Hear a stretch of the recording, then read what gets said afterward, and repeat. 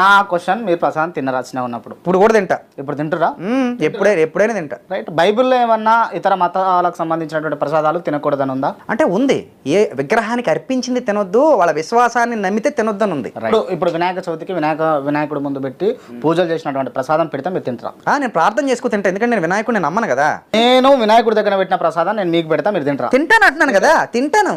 మరి తినొద్దని రాసిందా ఏమన్నా బైబిల్లో? విగ్రహార్పితాన్ని బలహీనమైన మనస్సాక్షి గలవాడు అందులో ఏదో ఉంది అనుకుని తింటే వాడి మనస్సాక్షి బలహీనం అవుతుంది. కాబట్టి విగ్రహం వట్టిది, అందులో ఏమీ లేదు అని రాసి ఇంక నువ్వు ఆ భావజాలలో కేళ్లకు అని చెప్తాడు. ఇంకొంచెం ముందుకెళ్ళిన తర్వాత అంటాడు, అసలు విగ్రహంలోనూ లేదు, ఏమీ లేదు, విగ్రహం దగ్గర పెట్టిన దాంట్లోనూ ఏమీ లేదు, నీ మనస్సాక్షిలోనే అంతా ఉంది. ఒకవేళ ఎవరైనా నీ దగ్గరకు వచ్చి నీకు ప్రేమగా ఏదైనా ఇస్తే అది తీసుకొని తిను. అయ్యో ఇది మా విగ్రహానికి అర్పించింది రా, మరి నువ్వు నమ్ముతున్నావా మా విగ్రహాన్ని, తింటావా నువ్వు అని అంటే వాడి మనస్సాక్షి నిమిత్తం, బలహీనుడైన వాడి మనస్సాక్షి నిమిత్తం నీ తినడం మానేస్తే మాని అన్నాడు. ప్రసాదంలో ఏ అపవిత్రత లేదు, నువ్వు దేవుడికి ప్రార్థన చేసుకుని హ్యాపీగా తినేస్తే ఏం కాదు అనుకుంటే ఏమీ లేదు. తిండికి భక్తికి సంబంధం లేదనేది నా వాదన. తినొచ్చు. ఇప్పుడు మరియమ్మ బొమ్మ దగ్గర పెట్టట్లేదా, మరి యేసుప్రభు బొమ్మ దగ్గర పెట్టట్లేదా? పెడుతున్నారు కదా, మరి అది ప్రసాదం కాదా, అది విగ్రహం కాదా?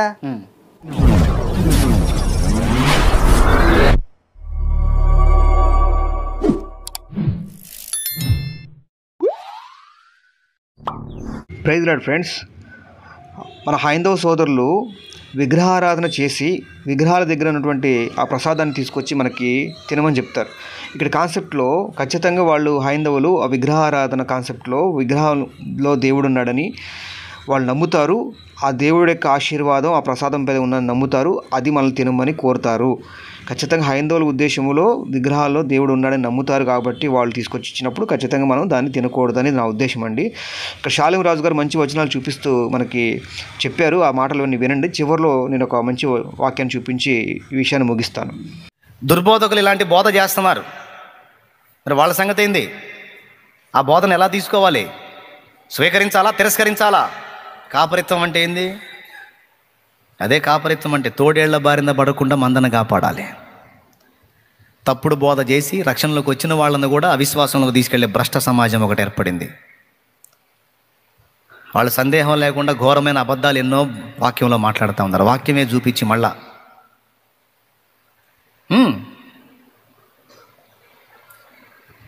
వాక్యమే చూపించి అబద్ధం, పచ్చబద్ధ విగ్రహార్పితం తినొచ్చు అని బోధిస్తున్నారు.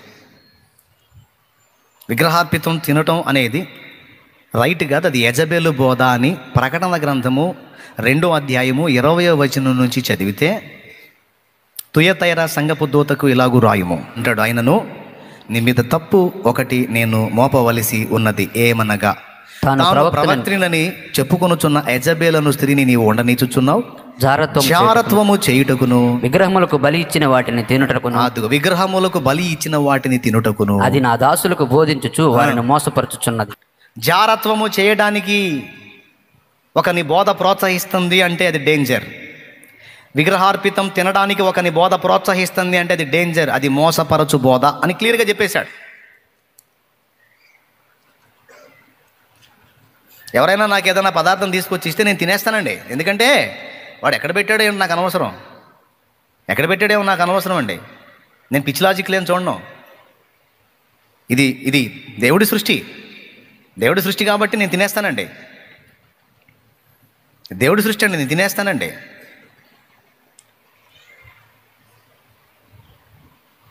ప్రార్థన చేసుకుంటాను, తింటానండి. విగ్రహాల దగ్గర పెట్టింది కదా ఇది అన్నా సరే తినేస్తాను నేను.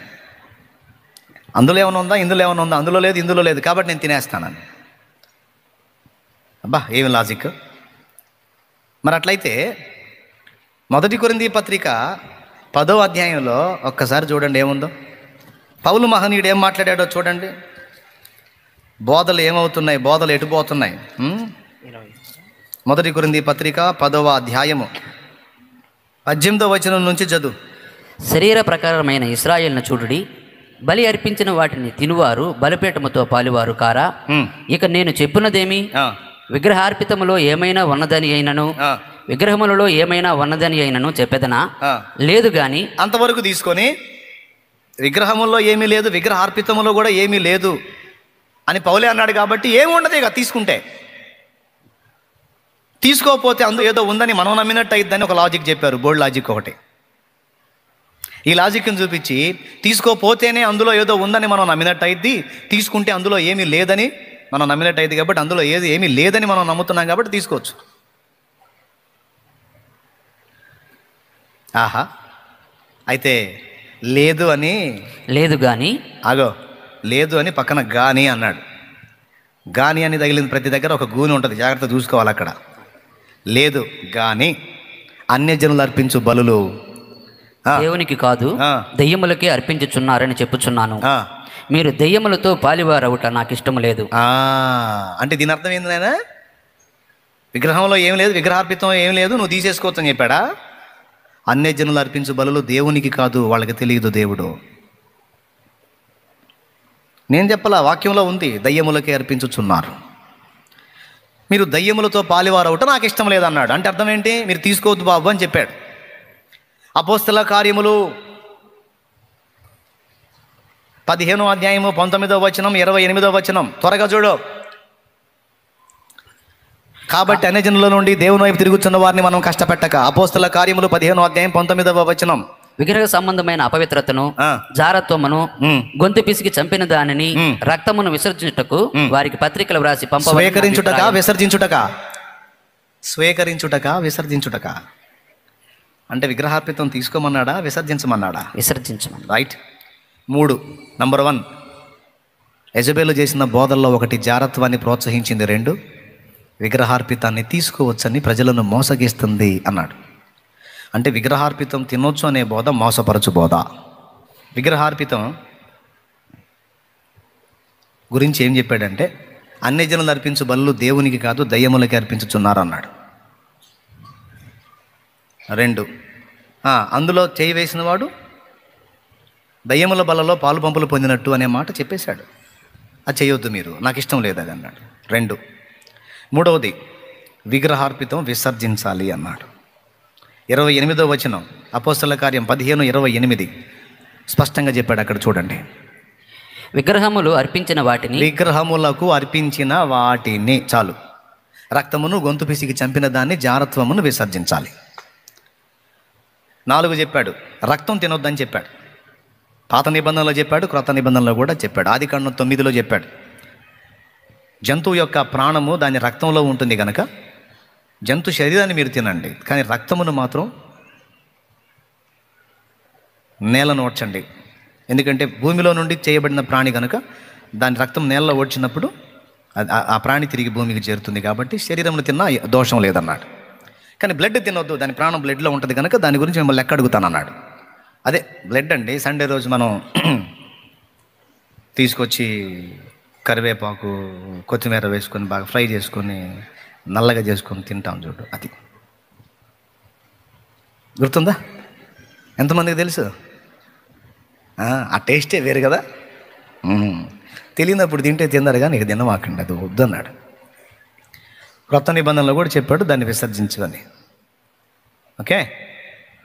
గొంతు పీసికి చంపిన దాన్ని, అందులో కూడా బ్లడ్ ఉంటుంది. గొంతు పీసికి చంపి దాని దేహంలో బ్లడ్తో సహా అలాగే మాంసాన్ని తీసుకొని తింటారు టేస్ట్ కోసం, అది చేయొద్దు అన్నాడు.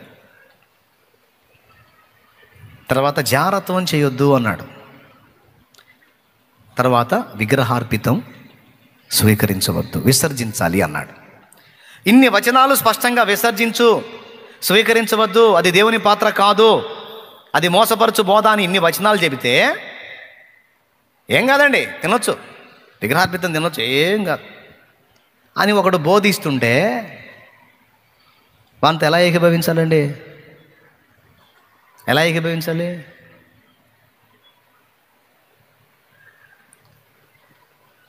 బోధలు ఏముంది బ్రదర్, మనం అంతా ఐక్యంగా ఉండాలి. ఎట్టొచ్చిద్దరా పిచ్చోడ ఐక్యత? కడుపులో లేనిది కావలించుకుంటే వచ్చిద్దా? లేదు బ్రదర్, మనం లవ్, మనం ప్రేమ కలిగి ఉండాలి, ఈ బొంద కలిగి ఉండాలి. ప్రేమ సత్యమునందు సంతోషిస్తుంది, దుర్నీతి యందు సంతోషించదు.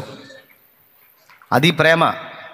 చాలామందిని విశ్వాస భ్రష్టత్వంలోకి తీసుకెళ్తున్నావు. అన్యజనులతో కలగా పొలగం చేసి వాళ్ళని వెనక్కి తీసుకెళ్లేటట్టు చేస్తున్నావు నువ్వు విశ్వాసగణాన్ని. అందులో ఏం లేదు తీసుకోండి, స్వీకరించండి, ఏం కాదని. ఎట్లా సత్యం సార్? నువ్వు చెడ్డ త్రోవలో ఉన్నావు, నేను నిన్ను ప్రేమిస్తున్నా కాబట్టి నిన్ను సరి చేసుకోమని చెబుతున్నా. పగవాడు లెక్కలేనన్ని ముద్దులు పెట్టును, ప్రేమించువాడు చెంపదెబ్బ. ఎస్, నేను నిన్ను లవ్ చేస్తున్నాను కాబట్టి నీ తప్పును సరి చేసుకోమని చెప్తున్నాను నేను. ఇది ఒరిజినల్ లవ్. ఏమంటారు? మేము రాజీ పడం. అంతకు కాకపోతే న్యాయపీఠం ముందు నిలబడతాం. పౌలు అన్నాడు, ఈ సున్నతి సంబంధులు, వీళ్ళ బోధలు, వీళ్ళ బాధలు ఒక్క గడి అయినా మేము వాళ్ళకు లోబట్టడానికి ఇష్టపడలేదన్నాడు. మేము రాజీ పడం, మేము లోబడం. వాడు ఏ బోధన చేసుకొని పోయి వాటేసుకునే ప్రసక్తి లేదు. కౌగులించుకొని వాడిని ఆలింగనం చేసుకుని హక్కును చేర్చుకున్నట్టు అర్థం ఏంటో తెలిసి ఇడి చెప్పేది కూడా సత్యమని సాక్ష్యం ఇచ్చినట్టు. కొన్ని తక్కువ ప్రమాదం కలిగించే సమస్యలు ఉన్నాయి, కొన్ని బోధలు అసలు టోటల్ విశ్వాసాన్ని భ్రష్టు పట్టించే బోధలు ఉన్నాయి. దేవునికి స్తోత్రం. సహోదరుల ఐక్యత కలిగి నివసించాలి, కాదని నేను అనట్లేదు. ఆ ఐక్యత పైదై ఉండకూడదు. సత్యమును బట్టి ఐక్యం కావాలి, అది ఒరిజినల్. సత్యమును బట్టి ఐక్యం కావాలి, అది ఒరిజినల్. విజయప్రసాద్ రెడ్డి గారు, మిమ్మల్ని ఎంతో ప్రేమిస్తున్నాం కాబట్టే ఈ పెట్టాల్సి వస్తుంది వీడియో. కంపల్సరీగా మీరు తినాలనిపిస్తే, విగ్రహాలు ఏమి లేదని మీకు అనిపిస్తే మీరు ఇండివిజువల్గా గదిలోకి వెళ్ళి తినండి. ఇలాంటి ప్రసంగాలు బయటకు బహిరంగంగా చేయబాకండి, అందరిని తినమని కూడా ప్రోత్సహించబాకండి. ఎందుకంటే కనుక బలహీనమైన మనస్సాక్షులు ఎక్కువ ఉంటారు. మీరు సంఘ నాయకులుగా ఉన్నారు, సంఘానికి కొత్త వాళ్ళు వస్తారు, చాలామంది కొత్త వాళ్ళుగా ఉంటారు, వాక్యంలో ఎదిగిన వాళ్ళు ఉండరు. ఖచ్చితంగా అదే ఒక కారణం. సంఘ నాయకుడిగా ఉన్నప్పుడు మీరు ఆ ప్రకటన చేయకూడదు, మీకు ఇండివిజువల్గా చేసుకోండి. అలాగే విగ్రహాలకు అర్పించిన ప్రసాదం ఏదైతే ఉందో ఖచ్చితంగా అతను విగ్రహాలు దేవుడు లేడని ఎవరు చెప్పడండి. విగ్రహారం చేసేవాడు అందరూ కూడా విగ్రహాలు దేవుడు ఉన్నాడని చెప్తారు, మీ దేవుడికి ఇచ్చామని నమ్ముతారు. కాబట్టి ఖచ్చితంగా వాళ్ళు నమ్మినప్పుడు ఇచ్చినప్పుడు ఖచ్చితంగా తినకూడదని బైబిల్ చెప్తూ ఉంది. అలాగే అదేదైతే ఉందో అది విగ్రహాలకు అర్పించింది కదన్నా ప్రసాదం అంటే, మరి దాన్ని ఎలా తినవచ్చా తినకూడదా అంటే ఖచ్చితంగా తినకూడదని చెప్పమని చెప్తుంది బైబిల్. అది ఎలా చెప్తుందో చూడండి ఒకసారి బైబిల్లో. 1 కొరింథీయులకు రాసిన పత్రిక 8వ అధ్యాయము 9వ వచనం కనుక చూస్తే, అయినను మీకు కలిగి ఉన్న ఈ స్వాతంత్రము వలన బలహీనులకు అభ్యంతరం కలగకుండా చూసుకుని, సంఘంలో ఏదైతే అభ్యంతరం కలగజేస్తున్నారో అభ్యంతరం కలగజేవాడికి శ్రమ ఉంది బైబిల్లో. కాబట్టి మీకు స్వాతంత్రం ఉంది, కానీ మీరు అభ్యంతరం కలగజేయకుండా చూసుకోండి బలహీనులకు.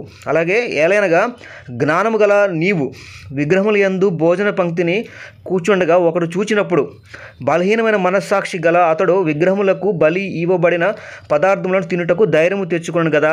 మీరు ఇప్పుడు ప్రసాదం తింటా ఉన్నారు, మీరు ప్రసాదం తింటా అంటున్నారు, మీరు తింటున్నారు కదా అని అందరూ తింటారండి. ఇక అందరూ ప్రసాదం తింటారు. కాబట్టి మీకు మనసులో ఏది ఉందో వాళ్ళు అనవసరం, కానీ వాళ్ళు కూడా ఇక విగ్రహాల దగ్గర పెట్టిన ప్రసాదం తింటే పర్లేదని తినేస్తారు. చూడండి, అందువలన ఏమవుద్దంటే, అందువలన ఎవని కొరకు క్రీస్తు చనిపోయినో ఆ బలహీనుడైన నీ సహోదరుడు నీ జ్ఞానం బట్టి నశించును. కాబట్టి అందరూ కూడా విగ్రహాలంటేనే దేవుడని, దేవుడి దగ్గర ప్రసాదం ఇస్తున్నామని వాళ్ళు ఇస్తారు. మీరు విగ్రహాల దగ్గర పెట్టింది దేవుడని నమ్ముతున్నారా, దేవుడని నమ్మట్లేదా అని అడగమండి. ఇంకా అప్పుడు ఏం చేస్తారు? ప్రసాదం అంటే తినేస్తారు. మీరు తినేస్తున్నారు కదా, తినేస్తారు. ఇవన్నీ అడగరు, క్వశ్చన్ చేయరు. మీరు దేవుడని నమ్మే పెట్టారా, దేవుడని నమ్మకుండా పెట్టారా అంటే ఖచ్చితంగా దేవుడని నమ్మే పెట్టామని చెప్తారండి. నమ్మకుండా మీ విగ్రహాలు దేవుడు లేడని అని విగ్రహారాధన చేసేవాళ్ళు ఎవరు కూడా చెప్పరు. కాబట్టి వాళ్ళు పెట్టిందల్లా మీరు ఈ గిషన్లు ఆర్గ్యుమెంట్లు ఏమి ఉండదు. మీరు తింటున్నారు, మేము తినేస్తారండి. కాబట్టి దాని ద్వారా ఏమవుద్దంటే నీ సహోదరుడు జ్ఞానాన్ని బట్టి నశించిపోతాడనమాట. బలహీనుడైన ఆ సహోదరుడు నీ జ్ఞానాన్ని బట్టి నశిస్తాడు. మీరు చెప్పిన దాన్ని బట్టి వాళ్ళు నశిస్తారు. ఇలాగ సహోదరులకు విరోధంగా పాపం చేయటం వలన, వారి బలహీనమైన మనస్సాక్షిని నొప్పించడం వలన మీరు క్రీస్తుకు విరోధంగా పాపం వారవుచున్నారు. కాబట్టి భోజన పదార్థం వలన నా సహోదరునికి అభ్యంతరం కలిగిన ఎడల నా సహోదరునికి అభ్యంతరం కలగజేయకుండాకై నేను ఎన్నటికీ మాంసము తినను అన్నాడు. మాంసం అంటే ఇక్కడ విగ్రహాలకి మాంసం అర్పించేవాళ్ళు. అది దాని గురించి అంటే కప్పించుకొని తినను అని చెప్తున్నాడు. సహోదరులకు అభ్యంతరం కలగకుండా తినను అంటున్నాడు. కాబట్టి ఖచ్చితంగా విగ్రహాలకు అర్పించేది దేవుడికి అర్పించిందనే భావజాలం ఉంటుంది 99%. ఇచ్చేవాడికి ఉంటుంది, తీసుకునేవాడికి ఉంటుంది. కాబట్టి అలాగ వాళ్ళు నశించిపోకుండా నేను ఎప్పటికీ తినను అని చెప్తున్నాడు పౌలు గారు. అదేవిధంగా శాలోమరాజు గారు చూపించినటువంటి వచనాల ప్రకారం అపోస్తుల కార్యంలో అన్ని జనులకు ఎట్టి పరిస్థితుల్లో ప్రసాదం విగ్రహాల అర్పితం తినకూడదని చెప్పమన్నాడు. అలాగే ప్రకటన గ్రంథంలో కూడా విగ్రహాలకు అర్పించే వాటిని తినమని చెప్పడం తప్పుడు బోధని ప్రకటన గ్రంథంలో ఉంది. ఇలా బైబిల్ అంతట్లో క్లియర్గా ఉందండి. అలాగే పాత నిబంధనలు చూస్తే ఖచ్చితంగా విగ్రహార్పితం తినొద్దని బైబిల్లో పాత నిబంధనలు ఉంది. కాబట్టి ఇలాంటి బోధ చేయకండి దయచేసి. దీనివల్ల ఖచ్చితంగా మనం పాపం చేసిన వాళ్ళం అవుతాం. సమాధానం, ఐక్యత, ప్రేమ, అనురాగాలు కలిగి ఉండాలి అంటున్నారు. కానీ సత్యం అసత్యానికి పొత్తు కుదరదండి. ఉన్నట్టు చెప్పాలి, వాళ్ళకి అర్థమయ్యేలా చెప్పాలి మేము తినమని. ఎందుకంటే వాళ్ళ దేవుడు మనం నమ్మం కాబట్టి, మన దేవుడు వాళ్ళు నమ్మం కాబట్టి బలవంతమే లేదు ఈ విషయంలో అని చెప్పాలి. అలాగే ఎడ్వర్డ్ విలియమ్స్ గారు చెప్పారు ఏమంటే మీరు బిర్యానీ అవి వండండి తింటాం, కానీ ప్రసాదం తినం. అలాగే మన చర్చిలో ఫంక్షన్లకు తినండి, కానీ మేము రొట్టె ద్రాక్షం ఇవ్వం కదా. అట్లాగే ప్రసాదం వేరు, ఫంక్షన్ కార్యక్రమాలు వేరు. ఫంక్షన్కి అటెండ్ అవుతాం కానీ ప్రసాదం తినమని మనం చెప్పాలి. అలాగే మన రొట్టె ద్రాక్షం కూడా వాళ్ళకి ఇవ్వము. అది విషయం మిత్రులారా. మీకు నచ్చినట్లు మీరు ఆలోచన చేసుకోండి. బైబిల్ అయితే ఇది చెప్తుంది. థ్యాంక్ యూ అండి. అందరికీ వందనాలు. Praise lord.